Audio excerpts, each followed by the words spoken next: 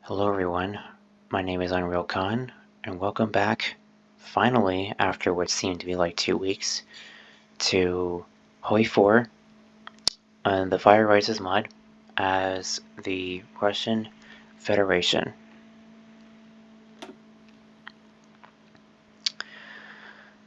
In the last episode, we were dealing with our shenanigans, dealing with the COVID virus, the C19 virus. You know what I'm talking about. We dealt with a pandemic, and then did some small assistance in our special military exercises to our allies. And then all of a sudden, boom, America collapsed into her second civil war.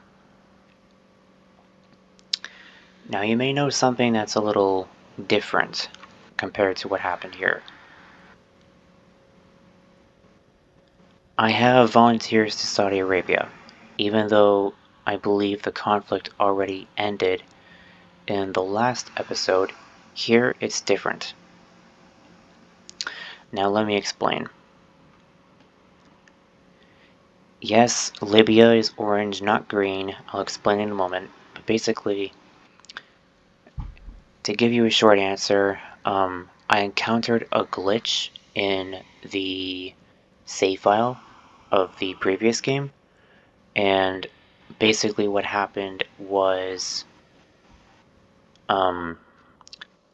this portion of New Mexico called Roosevelt apparently was how do I say this? It wasn't even owned by New Mexico or anything. It was just abandoned, some sort of invisible kind of tag, or it wasn't even a tag at all. It was just a regular part of the land. It's blank.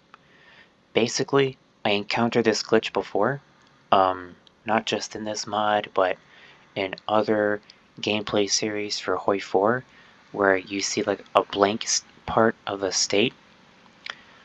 Basically what happens is, if you click on it, your game will crash. And that usually means your file is corrupted somehow.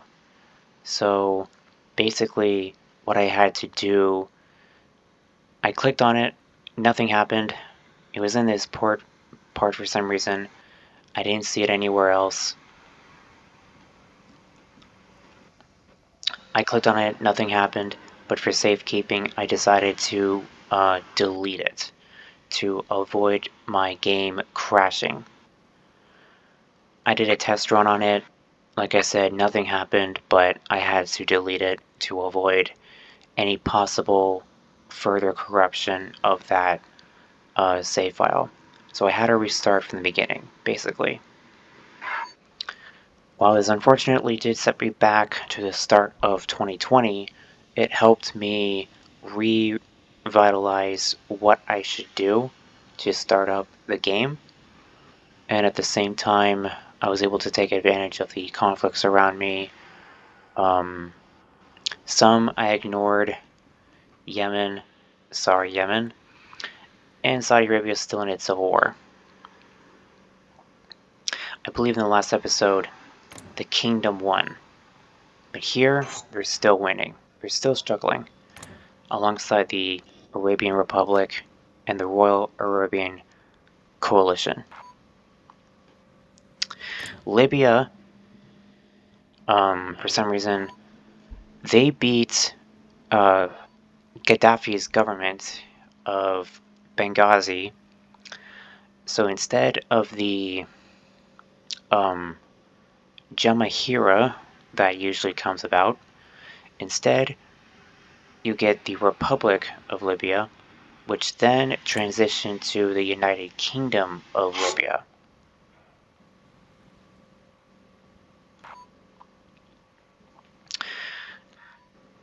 So yeah, I thought that was pretty interesting that they won. And so far, it looks like if NATO were to ever win, which I actually plan on doing that, they won't expand and they won't be liberated by Europe. So at least that saves something. However, in the last episode, I asked you guys in a poll if I should, for the sake of fun and kind of like roleplay reasons, if I should intervene against the Atomwaffen division. We're going to send volunteers to the La Raza gang, which eventually will be replaced by the United Nations Mandate of Florida. And for the most part, you all said yes. So, we're going to do that.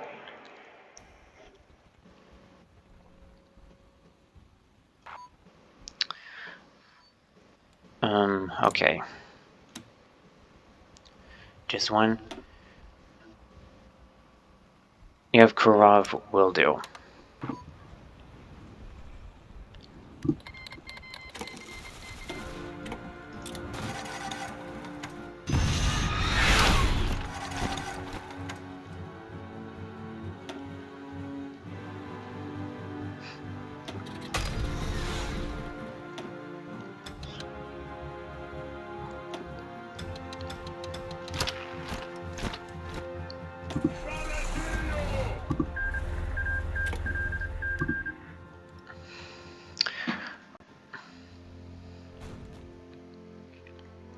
At the same time, I'm going to try and win this conflict again. President's statement. The shock of America's collapse still lingers on in Russia. Despite our dislike of the American government, nobody was able to predict such a radical turn of events. The President of the Russian Federation has made public statement on the matter. It lasted for several minutes and was filled with a lot of thoughts and historical remarks. But among all of them, the Russian population seems to take note of one particular quote.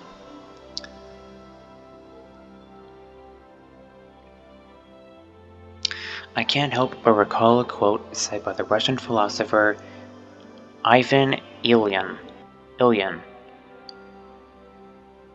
Yeah, Ilyin. That's an I and an L. So we're going to press this one. Texan nationalists plead for support. An interesting communique came into the Foreign Office today as a rebel group from Texas pleads our government for weapons, vehicles, and general military assistance in their desire to create an independent Texas with free warm water ports with no ties to either federal government.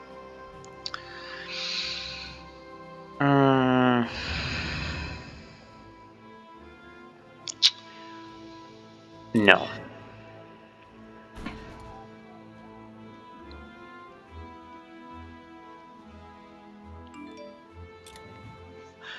I mean, let's be honest. Who cares what happens in Texas?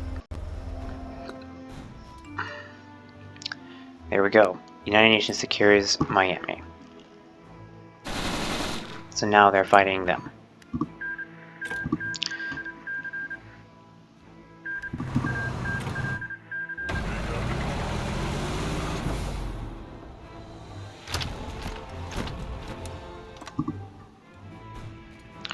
You're gonna go all the way down there. And now you are in here. Who to put you under? How about Pavel Popov? Increase your motorization. And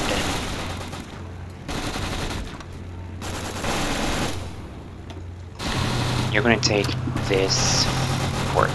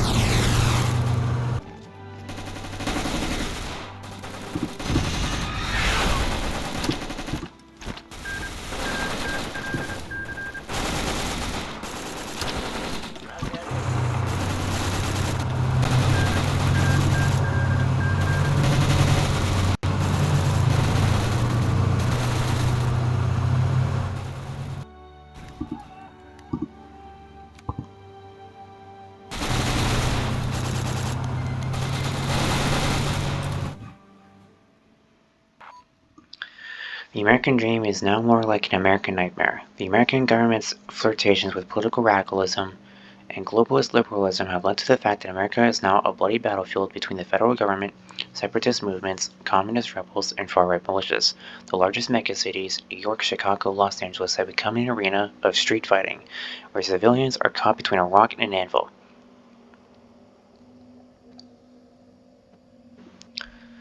Kamchatsky. What's interesting is that our diplomats and intelligence are reporting a mass exodus of the population. Thousands of desperate Americans are fleeing to the ports of the Far East, trying by any means to leave the country engulfed in flames. Reports are particularly alarming about the approach to our main ports: Vladivostok, Petropavlovsk, Kamchatsky, Magadan, of a whole flotilla of overcrowded civilian vessels and even warships carrying not only refugees, but also deserters, political activists, and militants of warring factions. Many of the refugees chose Russia as a place of temporary residence for future relocation to Europe or Asia, but there were also those who had already applied for Russian citizenship in the hope of escaping future storms on the Russian Ark of Stability. On the Russian Ark of Stability and Prosperity. One way or another, the fate of all these people now rests on the shoulders of the Russian government. We'll do what we can for them. Kamchatsky. Nothing ever happens in the Balkans. Kamchatsky.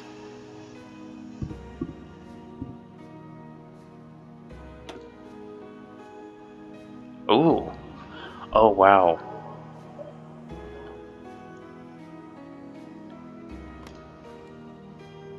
The Kamchatka Peninsula.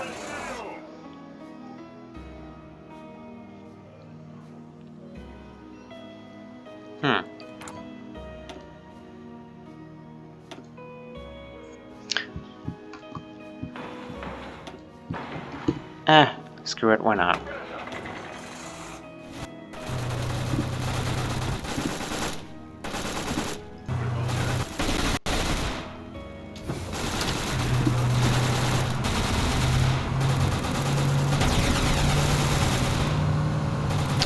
Canada leaves NATO, that's not important to us.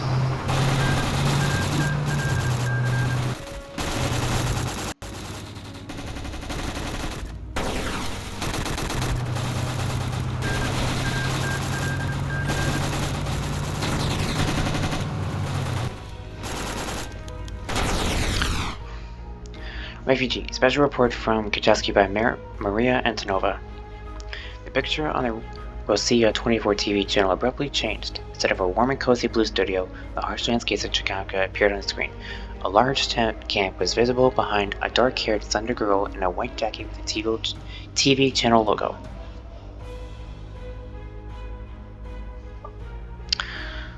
Dozens of trucks with the words humanitarian aid on the sides were parked at the entrance, loaded with a variety of goods, from food and medicines to toys and warm clothes.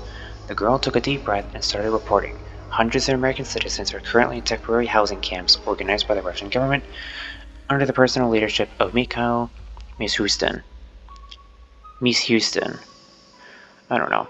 Many of them left everything at home, money, things, but none of them abandoned their pets. The camera focused on a red-haired cat in the hands of a 9-year-old girl wearing a cap with the inscription USA. They fled the horrors of the Civil War from different states, from New Mexico to Washington. Many recall with a shudder their early days of the conflict, when people were left alone with chaos, without contact with loved ones. The image changed again, and a swarthy American wearing a cap with a Russian flag and a dark red jacket appeared in the frame. A name appeared at the bottom of the screen: John Tidor. Those damn commies are real psychopaths. These bastards took my computer and killed my neighbor for refusing to give up his rifle. As a result, I had to flee California, either to the east, to the feds, but there is a zone of anarchy there, and it is unclear whether I would have made it alive, or to sail to Rossiya, or Rossija. And I just know Russian. I tried e-dating with Russian gals. It's certainly colder here than in Los Angeles. but it also has its own charm. The Fire Rises. This event was written by a member of the Russian The Fire Rises community. Well, good for you, Big Sauce. I thought it was pretty nice. Election results. Unpleasant.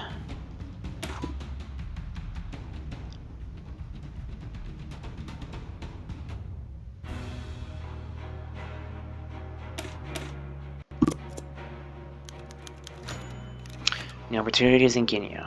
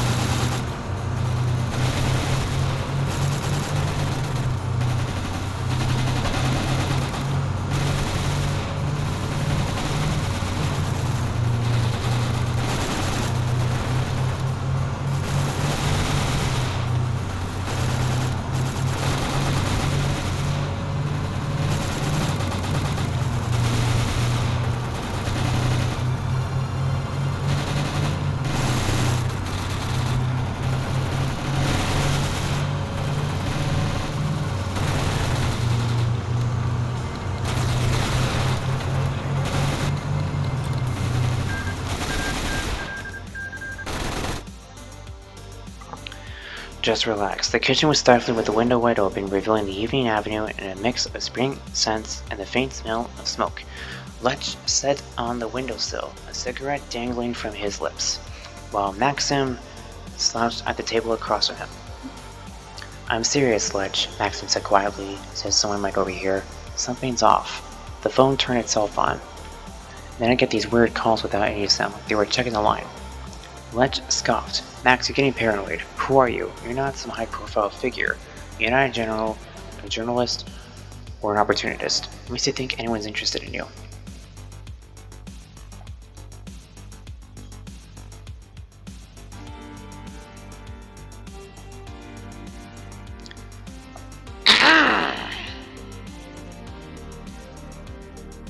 No, I just feel off, like something's not right. He sighed and changed the subject. We spent the next hour talking about mundane things, home, work, and friends. The conversation was light and easy. When we parted ways, both felt at ease. But as soon as Maxime left, a white van parked discreetly on the street. An elderly man with drooping eyes entered the back, retrieved a thin folder from the closet, and placed it on a small table inside. The folder bore a formal inscription. Protocol. Object. Maxime S. Pseudonym. MS. The driver, a young, neatly shaven man, grinned. Lech must be in the Eternal 07, eh? Kirill Andreevich? Okay. I probably should have sent, I don't know.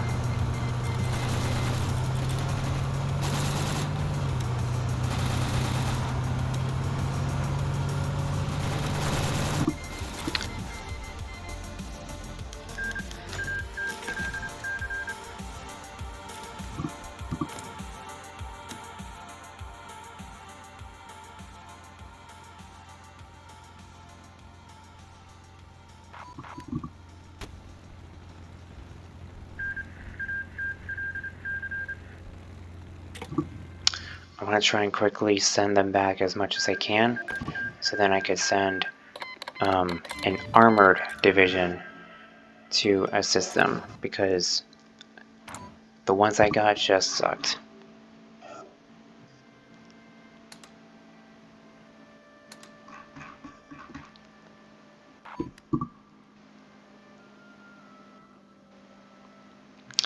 I might not make it in time.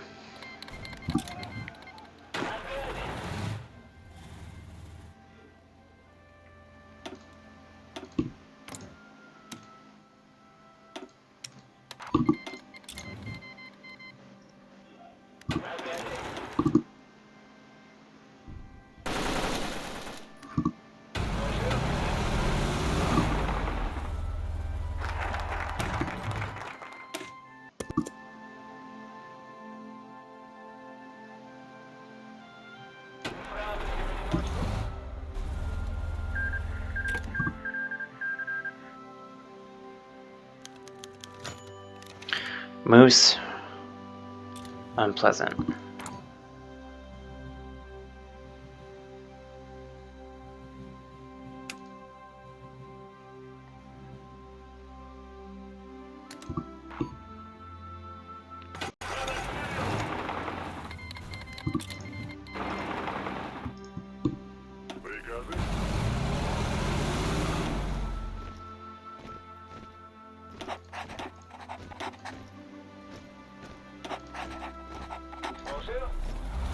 Okay, he might be better. Let's see.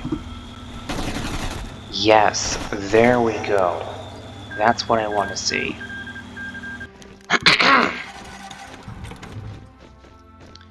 He remains defiant. We shall continue.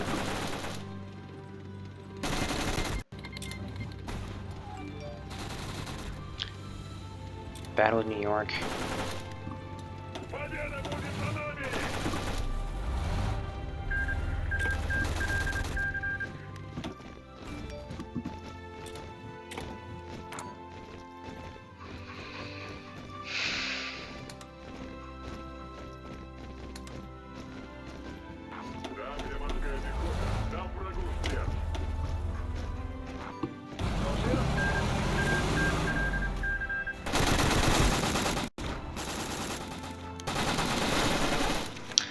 Putin gets sick with COVID. Uh-oh. And he will. But what can I say? Nothing ever happens.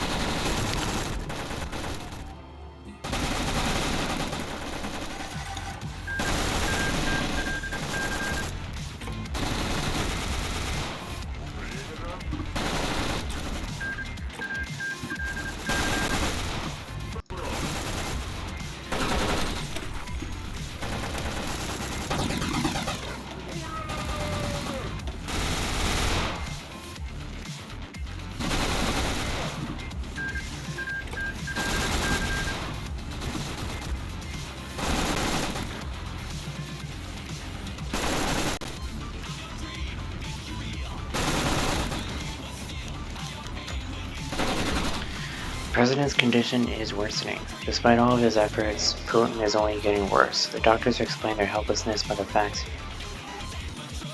in addition to the coronavirus, the patient has also various other chronic diseases that make the situation almost hopeless. In 2020, he has drafted a bill that would provide for former heads of state to be senators for life. Maybe it's time to exercise his right and give the presidency to a new person.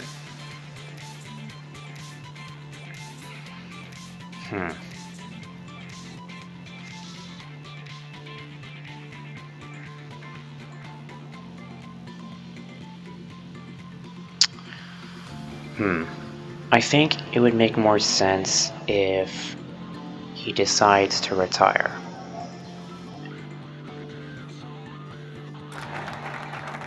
What now? Yeah, I'm not doing the Russian accent, folks. I'd like to do it, but then I just butcher the accent, and I don't want to risk doing that.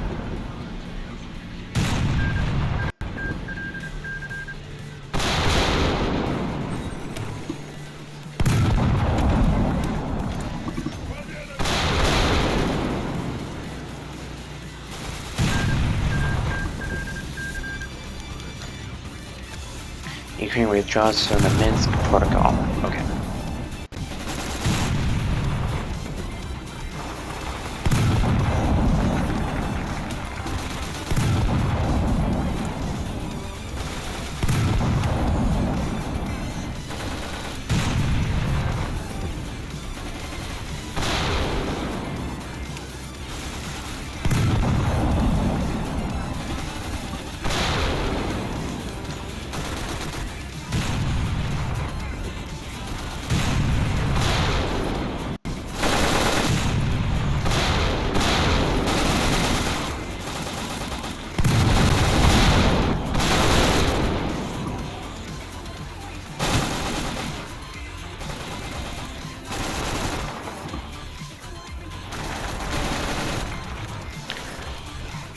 Sergei announces early elections. What's next?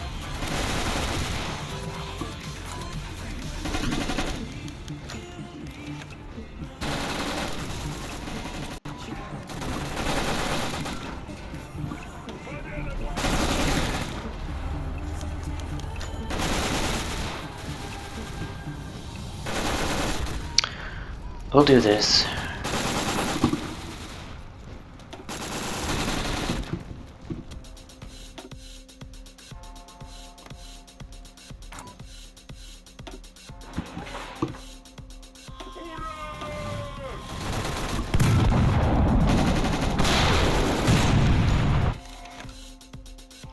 We're to side with the LDPR.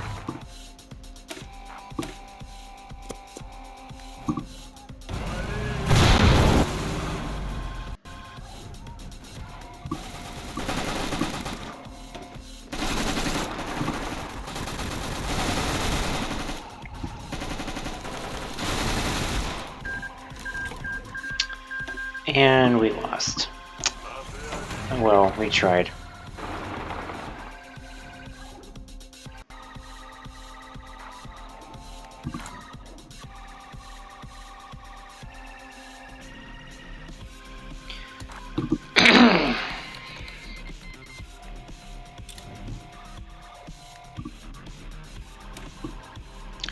Thank you all for watching this episode. I will see you guys next time.